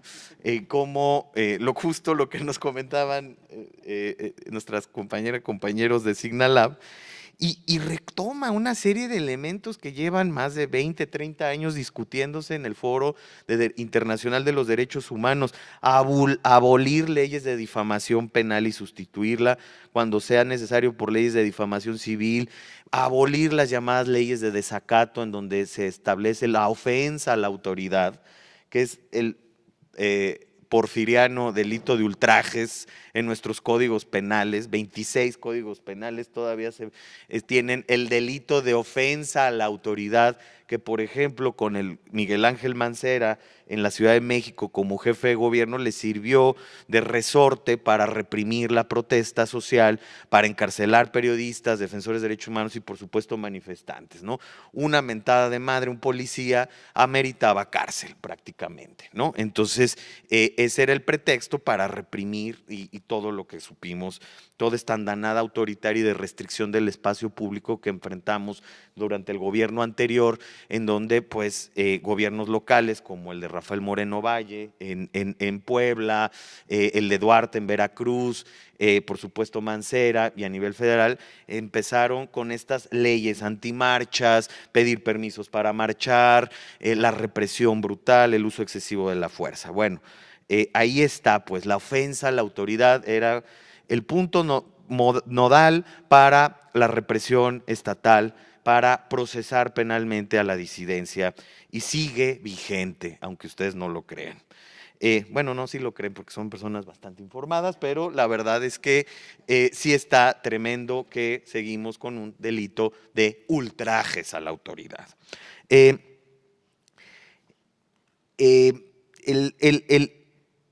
También establece las obligaciones que tienen frente a la desinformación. Aquí voy a decir algo que no va a gustar, pero sobre todo la llamada infodemia tiene como fuente primordial a los propios gobiernos. Entonces, no quiere decir que no exista la desinformación de fuentes privadas con intereses económicos, ideológicos, políticos, de oposición incluso al oficialismo, pero hay buena parte de la desinformación viene de fuentes públicas. Y ahí establece de manera tajante la declaración conjunta adoptar políticas que prevean la imposición de medidas disciplinarias a las personas que ejercen funciones públicas que, actuando, percibiendo que actúan en ejercicio de su función, realicen, patrocinen, fomenten o sigan difundiendo declaraciones que sepan o deban saber razonablemente que son falsas. ¿Los otros datos les suenan? Es evidentemente una responsabilidad informar, Es decir, sí tienen un derecho a la libertad de expresión las y los jefes de Estado y los funcionarios públicos, por supuesto, pero limitado en la medida que violentan su calidad de garante del derecho a la libertad de expresión de otras y otros y el derecho a la información de la sociedad. En esta dimensión colectiva del derecho a la información, cuando tienen otros datos, cuando desinforman desde la tribuna pública, se está vulnerando el derecho a la información de la sociedad. Entonces, vaya responsabilidad que tienen. Ahí nada más en un ejercicio que hicimos, por ejemplo, en varios casos, junto a X, Justicia para las Mujeres, CIMAC y otras organizaciones aliadas, cuando el presidente decía que el 90% de las llamadas sobre violencia de género a Locatel eran falsas, se pidieron los datos, las bases de datos, no existen. Que el 60% de las personas que mueren en enfrentamientos con el ejército y las fuerzas de seguridad están drogadas o tomadas, no existen. Entonces, es tremendo. Y eso es la punta del iceberg. Nada más por dar un ejemplo. ¿Qué responsabilidad tienen los medios de comunicación y siguen teniendo? En la configuración de nuestras sociedades, los grandes consorcios mediáticos, además de concentrar la voz, concentrar, por ejemplo, el espacio radioeléctrico o ser un grupo de familias selectas que tenían medios de comunicación impresos, que llegaban a componendas con el poder político, condicionando la pluralidad mediática y además tenían una serie de beneficios fiscales, de préstamos con dinero del Estado, pero además también otra forma de control, el monopolio del papel periódico del que ya nos hablaba Beto, importantísimo, ¿no? que tuvo toda una historia incluso en el caso del Excelsior de Julio Scherer, y también otro elemento que tiene que ver con la publicidad oficial y su asignación discrecional. La publicidad oficial que se ha desvirtuado, que se ha convertido en campañas personalizadas, en logros de gobierno, pero que en realidad, como lo establece la Constitución mexicana, tiene fines de orientación social. Y en este caso, en el caso de Peña Nieto, hubo un despilfarro descomunal de 68 mil millones de pesos en publicidad oficial, cuya 50% de ese pastel se repartió entre unos cuantos medios de comunicación, pues la misma concentración de la publicidad oficial, que si bien ha disminuido una quinta parte, y eso lo celebramos y lo hemos dicho, celebramos que se haya restringido ese despilfarro de dinero público para amarrar las líneas editoriales de los medios de comunicación, la concentración del 50% de ese pastel, aún con menos presupuesto, sigue en 10 medios de comunicación. 27% en 3 medios de comunicación. Bueno, ahí vean la lista de los medios de comunicación, quiénes son los ganones de la publicidad oficial, que se sigue otorgando con discrecionalidad, como una forma de premio o castigo a las líneas editoriales. La Suprema Corte, a partir de los amparos que presentamos de artículo 19 y a partir de lo que hemos empujado junto con Fundar desde hace más de 15 años, con una multiplicidad de académicos y académicas desde Puebla, desde la Ciudad de México, desde muchas latitudes, con organizaciones gremiales de periodistas, colectivos, desde hace muchos años es una lucha para que se transparente la publicidad oficial y se establezcan criterios objetivos claros y claros de asignación. Y la Suprema Corte ya les dijo 2 veces al Congreso que legisle bien. Primero que legisle y ahora que legisle bien. Prácticamente que no se hagan patos, ¿no? Garantizar la independencia editorial de los medios, es decir, estamos volviendo a lo básico en materia de libertad de expresión cuando con esta declaración conjunta nos está recordando, ¿no?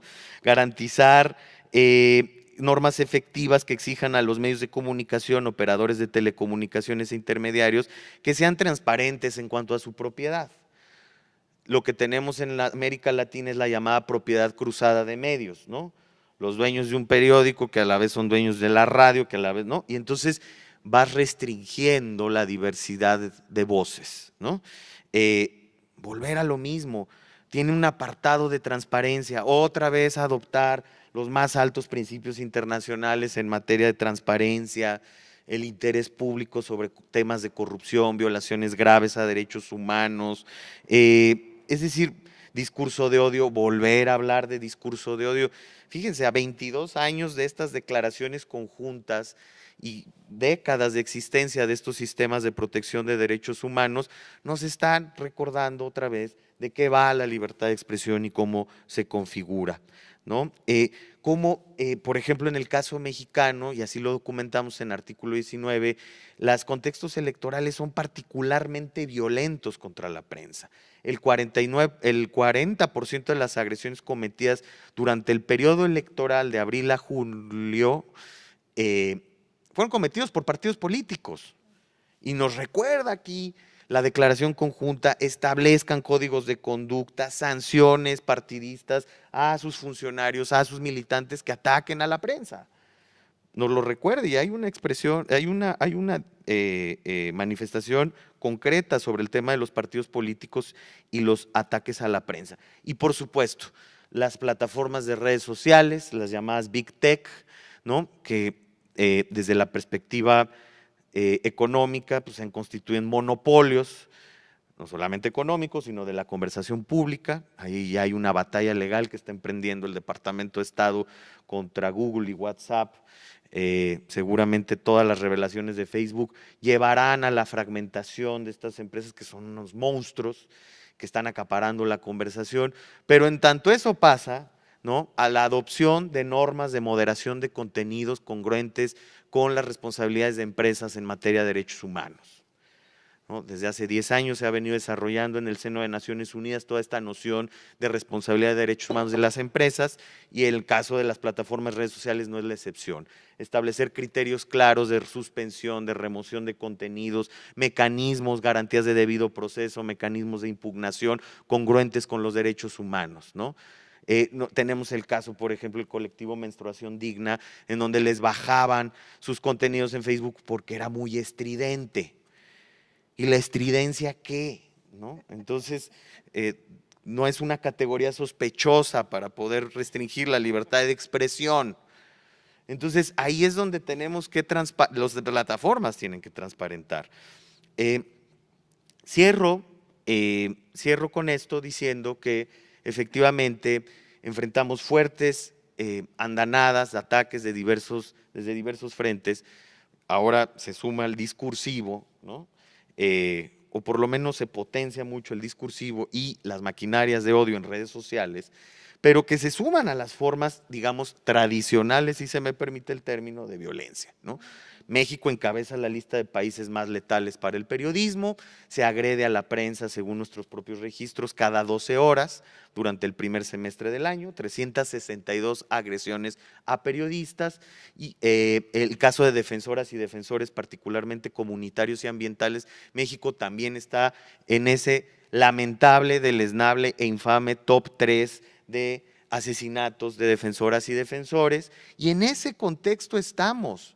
Por eso el discurso oficial, venga de donde venga, del presidente, del gobernador, del presidente municipal, del secretario de gobierno, etcétera, etcétera, tiene que ver con ese contexto de violencia física, psicológica, que ya estaba, y que el discurso estigmatizante en contra de la prensa o de la defensa de derechos humanos abona y genera un contexto permisivo, lo que le hemos llamado un efecto cascada.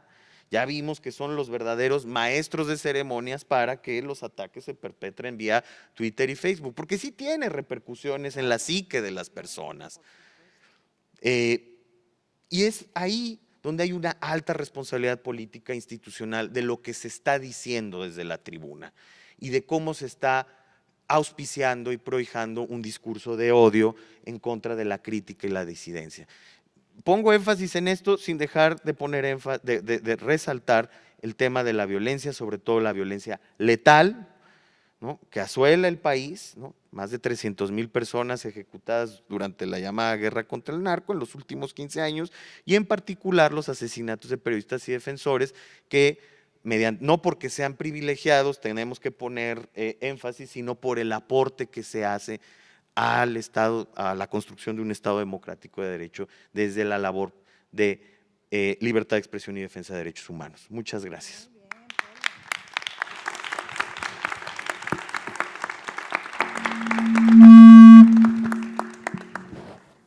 Muchísimas gracias, Leopoldo. Creo que lo que nos estás diciendo es, o enfatizando es importantísimo. O sea, estamos no solamente ante un problema de incumplimiento de la responsabilidad de proteger, perdón, o de la obligación de proteger, sino también ante un problema explícito de incumplimiento de la obligación de respetar, ¿no? Es decir, no solamente estas instituciones no están haciendo bien su chamba de proteger, sino que las autoridades están violentando. Y no solamente porque sean las autoridades o personas servidoras públicas las que están agrediendo directamente a las personas defensoras y a los periodistas, sino también por este frente discursivo que viene desde ahí y que es entendido entonces como parte de la violencia, ¿no? Entonces, la obligación de respetar, de no agredir, también se está incumpliendo desde esta perspectiva. Y claro que uno no puede dejar de pensar en que en todas las democracias, sobre todo democracias sustantivas, es decir, democracias que tienen a su interior a los derechos humanos, y no solamente las procedimentales, sino las democracias sustantivas, en todas hay límites a la libertad de expresión, ¿sí? De este tipo. Y estamos entonces ante un tema de discursos de odio. Y los discursos de odio dentro de las democracias están prohibidos. En fin, bueno, tenemos todavía un buen rato para la interacción con ustedes. Espero que ya tengan sus preguntas listas para sacarle jugo al panel.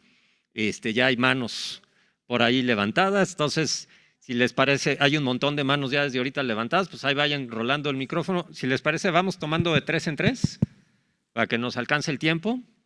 Entonces nos echamos bloquecitos de 3, ¿no? Adelante, Bueno, profesor, sí. ahí escucho. Muchísimas gracias por este panorama que nos comparte. Un poco como en el seguimiento que daba Alberto, y aprovechando que está acá Polo, porque era una inquietud que tenía. El año pasado, bajo pretexto de esta austeridad republicana y como parte de los fondos por el tema de la pandemia, uno de los fideicomisos eliminados fue el fideicomiso vinculado o el fondo vinculado con el mecanismo. A un año, ¿hay alguna evaluación sobre el impacto que ha tenido la eliminación del fondo frente al tema de la protección, particularmente considerando que estaba enfocado a la atención de las medidas de protección, y cómo se va a garantizar o cómo se está garantizando, o si más bien a través ahora del presupuesto que se está discutiendo, si se garantiza o no la permanencia de los recursos para el tema de la protección? Y para los compañeros del SIGNA, a 100 días de gobierno de López Obrador presentaron el informe de la red AMLOP, donde dibujaba un poco este vínculo entre las mañaneras y las redes sociales en algo que decía Polo como el efecto cascada. Ahí hablábamos como cerca de 100 mañaneras, 600 mañaneras o 500 mañaneras después, ya con 600. ¿Hay alguna actualización en este vínculo entre la mañanera como impulsor a los ataques a través de redes sociales? Y esas serían como mis preguntas. A ver, de una vez. Acá está. Hola, buenas tardes. Buenos días, perdón. Pues yo voy a abusar porque tengo varias preguntas. Por ejemplo, para Leopoldo, estábamos hablando hace un momento de cómo hay procesos de naturalización en las cuestiones de violencia. Yo quiero preguntar, por ejemplo, aquí, ¿cuál es la responsabilidad que tiene la prensa en dos sentidos? La primera, a veces hay subinformación por cuestiones de censura. Esta información no llega, no encuentra los canales necesarios para poder llegar a la población. Pero por otro lado, también tenemos un exceso de imágenes, sobre todo violentas, que han naturalizado la violencia. Y en ese sentido, por ejemplo, ¿cuál es la responsabilidad que tienen el periodista? ¿No? Porque son dos cosas. Por un lado, lo que tiene que salir no sale, y por el otro lado, se ha naturalizado esta información. Y en ese mismo sentido, también quiero preguntar, ¿cuál es la responsabilidad de los medios masivos versus los periodistas que son independientes? Porque obviamente la cantidad de medios y recursos es completamente diferente. En este punto también las redes sociales nos han llevado a varias formas, ¿no? Por un lado está la censura, pero por el otro lado también está la infoxicación. Tenemos ahora un exceso de comunicación, es decir, entras a Facebook y ves, entras a redes sociales y ves, entras a Google y ves. Entonces hay información de diferentes medios que muchas veces no tenemos la capacidad de distinguir qué es lo real y qué no es lo real. Pero a la vez también hay procesos de subinformación, ¿no? De otros temas que pues que de repente se esconden detrás de las llamadas cortinas de humo, y que eso lo hemos visto que lo lleva mucho Obrador con los bombazos que avienta en la mañana, y de repente él ha puesto toda la agenda pública, la agenda de discusión en la prensa prácticamente. Entonces, me llama mucho la atención eso, y no sé si alguno de ustedes me pudiera responder también cómo estas redes sociales han difundido de alguna manera este tipo de amenazas contra periodistas y amenazas también contra usuarios que en algún momento dado pueden tener alguna opinión a través de sus bots, y bots que son pagados por gobierno, ¿no? Hace años, cuando recién empezó esto, había unos usuarios, Gel Huesos y otro que le decían El Patrón, y que estas personas resultó que eran ministeriales en su momento. Y entonces cuando había alguien que daba una información muy específica, enseguida empezaban a difundir información del usuario, información personal, hackeaban las redes, conseguían fotos privadas, conversaciones. ¿Hay omisión del Estado en ese sentido? O sea, ¿hay una omisión en el sentido de reglamentar el uso de las redes? Porque finalmente son medios de información. Muchas gracias. Hola, de este lado. Voy a procurar ser breve porque aparte puede que haga un poco de catarsis. Ahorita estoy en el área académica en Ibero Puebla, pero por 8 o 9 años fui reportera. Entonces, siempre cuando se habla de la protección de los periodistas, me llama la atención que se habla de la protección cuando se llega al grado máximo de violencia, las amenazas, los asesinatos, pero poca atención se pone a la protección del periodista por esta violencia laboral que podemos llegar a vivir. Tenemos condiciones precarias de trabajo, no tenemos seguridad social, no tenemos incluso espacios donde podamos protegernos cuando somos mujeres periodistas de los propios ataques o de la misoginia que tenemos de nuestros jefes. Literal, tenemos que aguantarnos cuando estamos en una reunión con nuestro jefe y nos está viendo el escote mientras estamos intentando explicar la edición del día. Me ha pasado muchas veces, me pasó muchas veces cuando fui reportera. Y muchas veces me pregunto qué se puede hacer.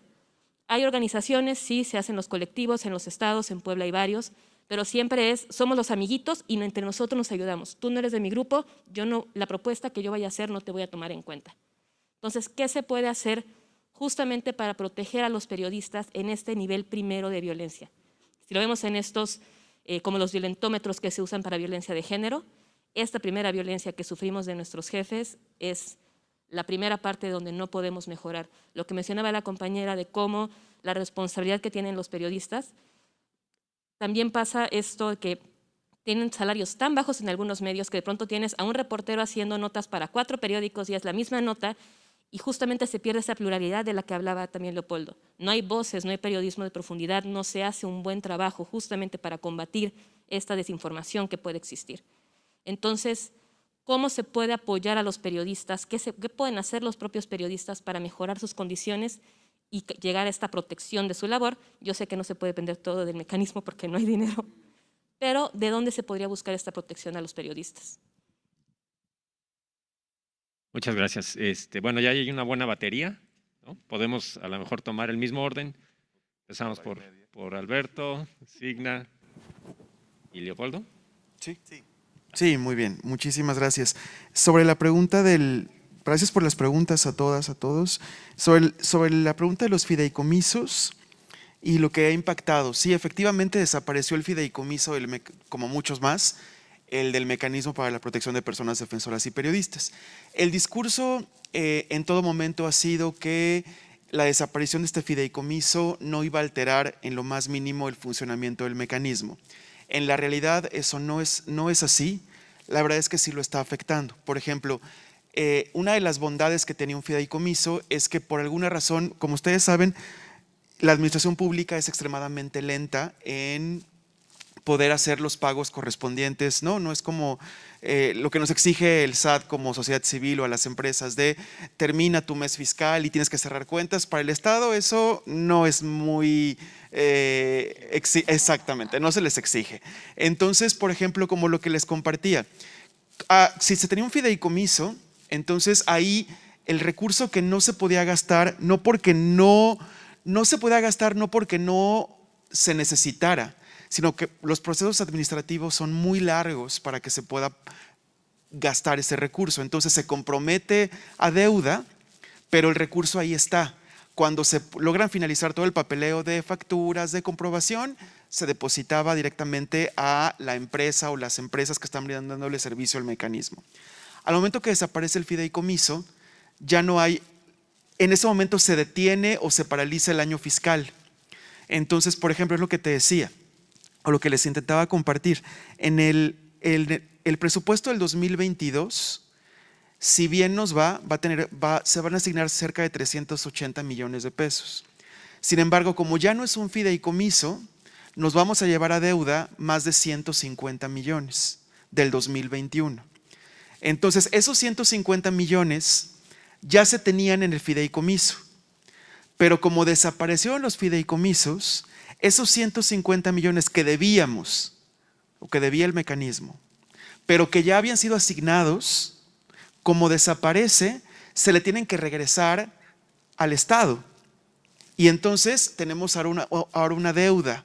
No sé si logra darme a entender. Entonces, el fideicomiso, al desaparecer, lo que hace es que no se pueda congelar el recurso y seguirlo utilizando, sino que tenga que regresarse, y eso altera muchísimo la administración pública y el funcionamiento del mecanismo. Por otro lado, no se ha podido diversificar. Ha habido muchísimas observaciones y críticas que son muy justificables por la mala relación de respuesta de las empresas o la empresa que el mecanismo contrata para poner escoltas o para poner videovigilancia, etcétera.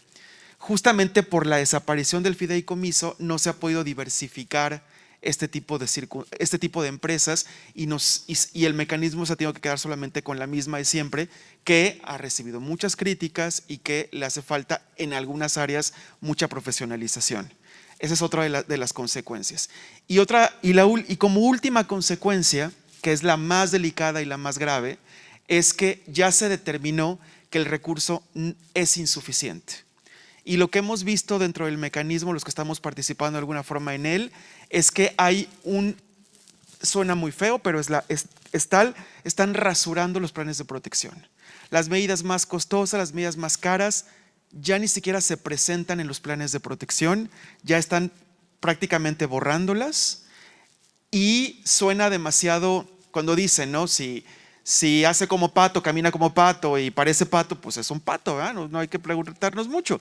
Justamente en la última reunión de medidas de Junta de Gobierno, las mismas medidas, las más fuertes, las más costosas, son donde en ningún plan aparecían.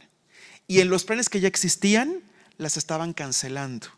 En la última reunión de Junta de Gobierno, periodistas desplazados del estado de Guerrero, todavía sin ni siquiera haber tomado posesión la nueva gobernadora, asumiendo que cada vez que hay un cambio de gobierno se mueven los poderes hasta que llegan a un, entre comillas, equilibrio, pues resulta que a todas las personas reporteras desplazadas de Guerrero está el mecanismo determinando que todas tienen que regresar al estado de Guerrero en este contexto. Tiene que ver, aunque públicamente se niegue, no podemos entender una justificación razonable, porque como le preguntábamos, ¿por qué? ¿Bajo qué argumentos justificas esto? Es que no hay argumentos. Simplemente se están rasurando las medidas. En eso ha impactado también la desaparición de los fideicomisos. Con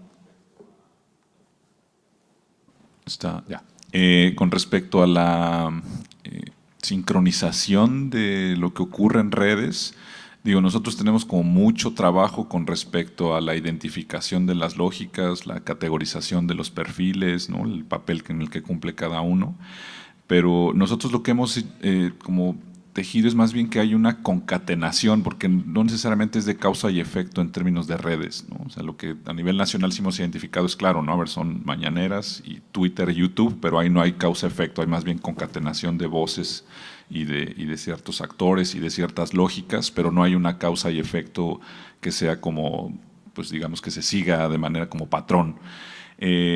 Y lo que no hay manera, bueno, nosotros no tenemos ese trabajo de a pie porque pues no tenemos periodistas como tal, somos un laboratorio de análisis de datos, como para poder decir, esto viene financiado de tal o cual, no, pero de pronto lo que sí hay son conversaciones entre ellos, choques entre los propios grupos de apoyo y que de pronto aparece algún nombre de alguien de más alto rango y ahí a nosotros nos da pistas eso, ¿no? Mientras no haya manera de demostrar, pero nosotros vamos ahí cachando, como decía hace ratito Alejandro, ¿no? Es un hilo más en la madeja y eventualmente eso nos va permitiendo armar un rompecabezas. Pero en donde sí hay material, nosotros hicimos un par de informes bastante amplios sobre la sistematicidad en la generación de tendencias diarias a favor del gobierno del Estado de México, ¿no? De Alfredo del Mazo. Y ahí sí hay mucho trabajo de periodistas locales que han demostrado cómo hay una utilización de programas pues de apoyo social que están siendo condicionados en función del apoyo que ciertas personas, sobre todo mujeres, ofrezcan al gobernador en redes sociales, sobre todo en Twitter.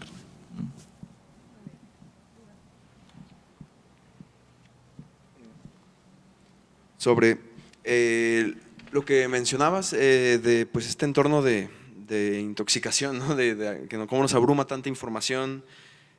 Primero parte de un estado de hiperconexión en el que vivimos, ¿no?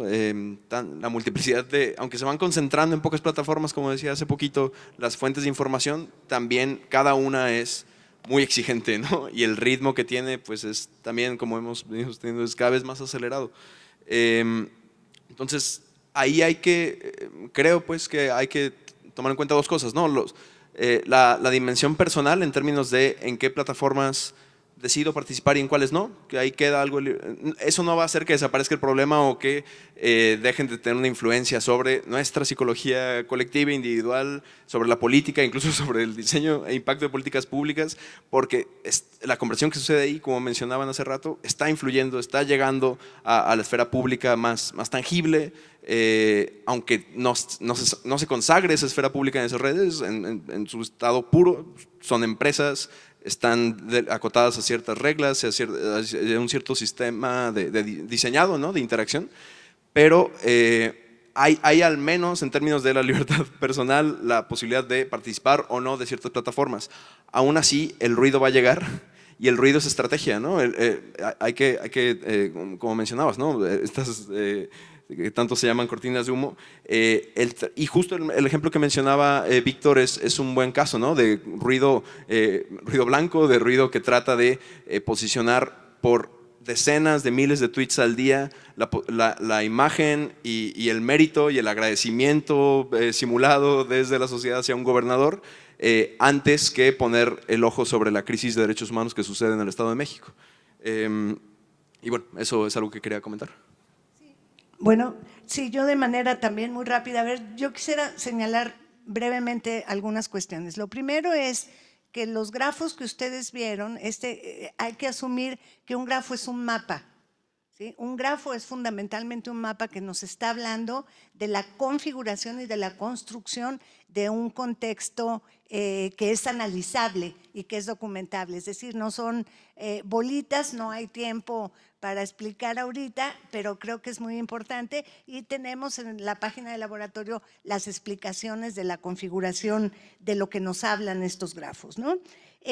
Y al mismo tiempo un grafo es una huella digital que no puedes eludir, ¿no? Entonces, así como tú hablas de estos personajes, bueno, yo en el 2015 fui ingresada al mecanismo con carácter de urgente porque se me vinieron encima con el tema de Ayotzinapa antes de esta administración y la verdad es que que la vulnerabilidad que se siente estando aún ingresado al mecanismo es fuerte, ¿no? A mí me daba mucho miedo mi botón de pánico, ¿no? Porque yo no sabía quién estaba oyendo del otro lado, por ejemplo, ¿no? En un contexto de instituciones, pues, no de un Estado fallido, sino de fallas en el Estado.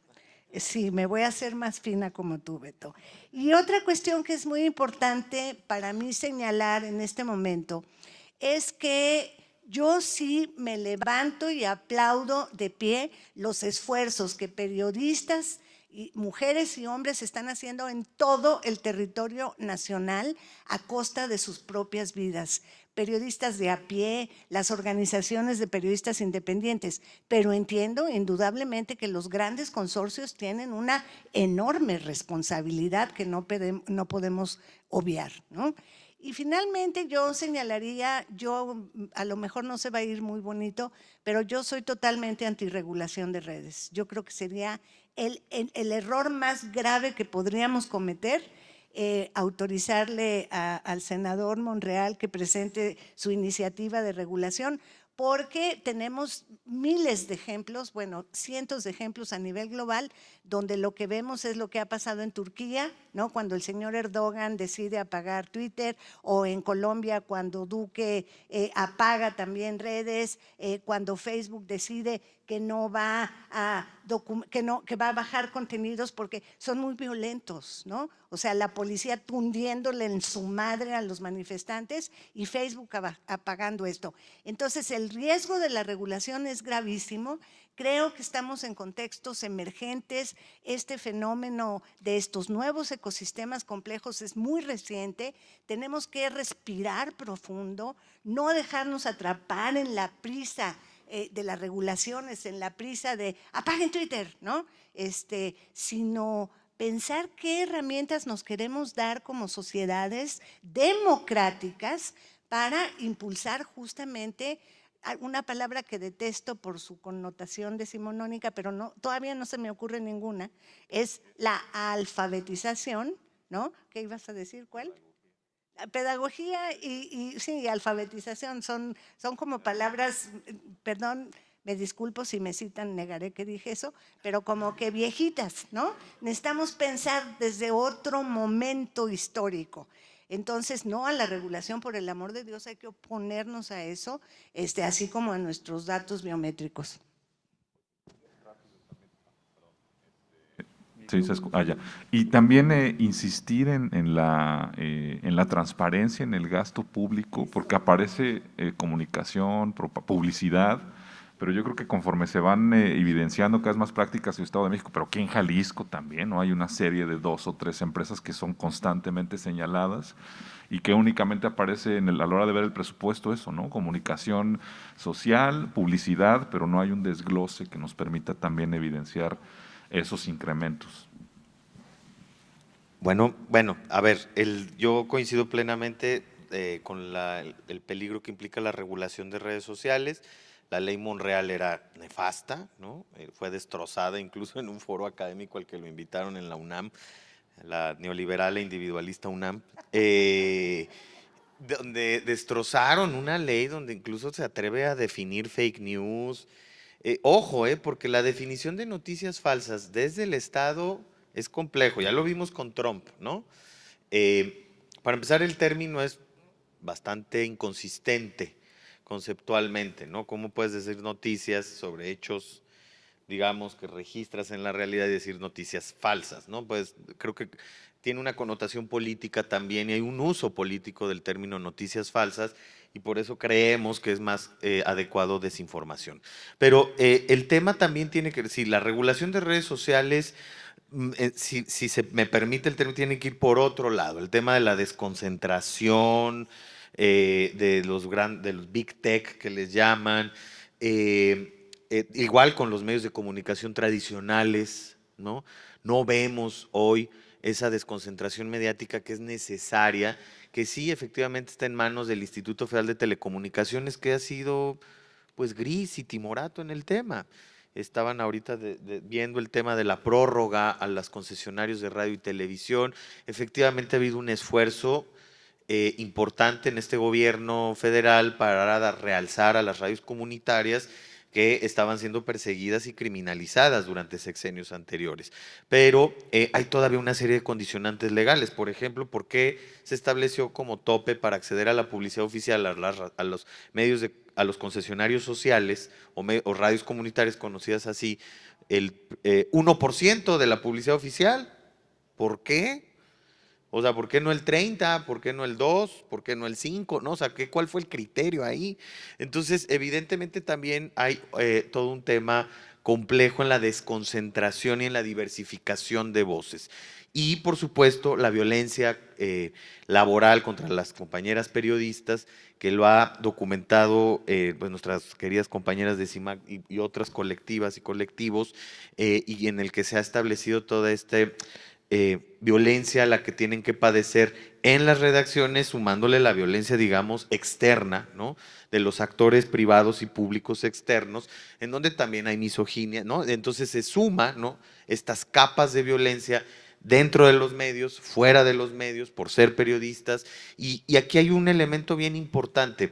Se está iniciando una discusión global, no es que se esté iniciando, más bien se está detonando, se le está dando un nivel, digamos, más oficial, si se le quiere decir, con el informe de la relatora Irene Khan, que participó en esta declaración conjunta sobre libertad de expresión y género, ¿no?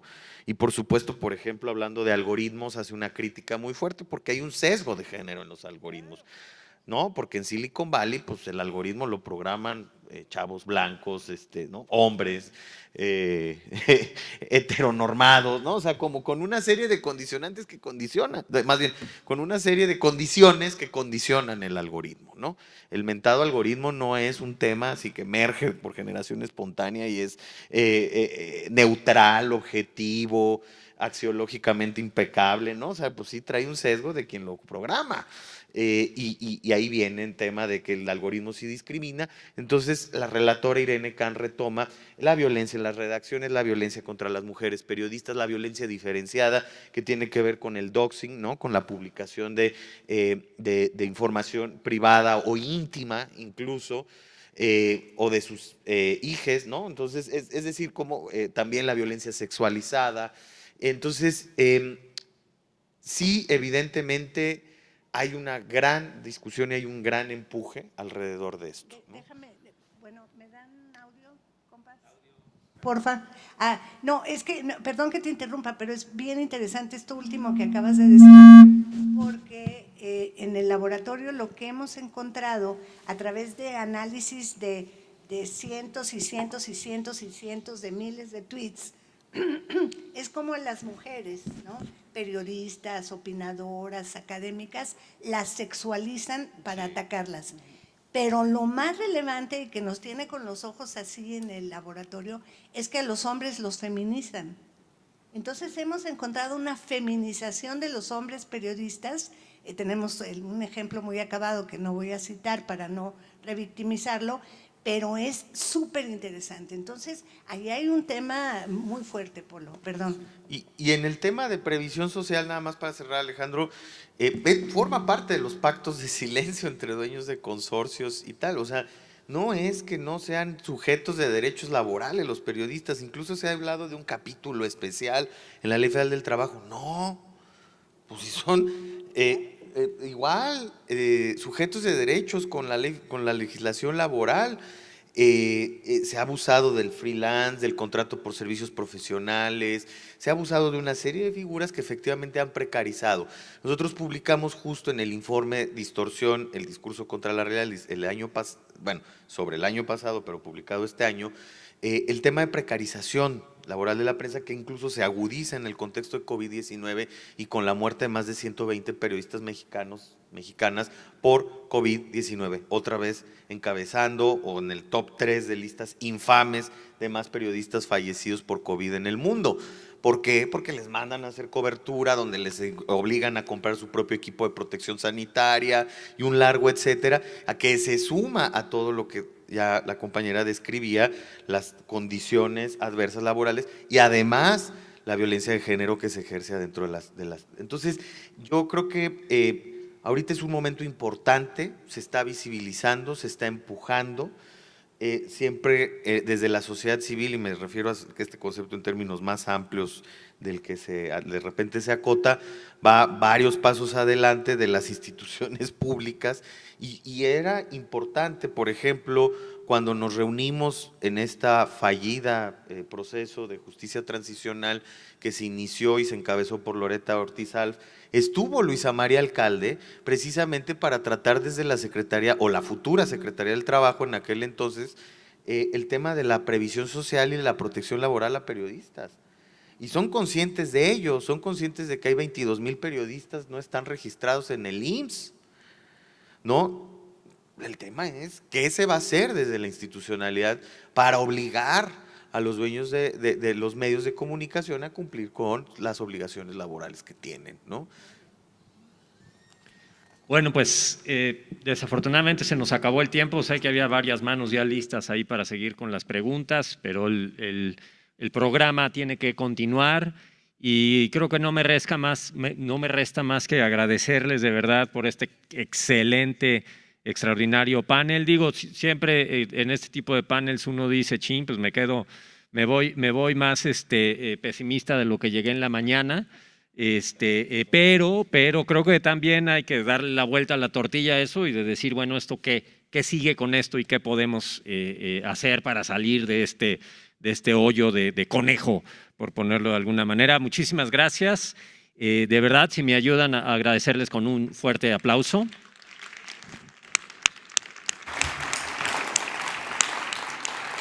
Muchísimas gracias y asimismo pues queremos agradecerles también con un pequeño pues presente por parte del Sistema Universitario Jesuita pues a todos nuestros ponentes y también a nuestro moderador. Muchísimas gracias y a todos los asistentes que nos están viendo en transmisión también muchísimas gracias. Los invitamos a que pues sigan en línea porque ya en unos 5 minutos iniciamos nuestra conferencia de cierre con la periodista Carmen Aristegui.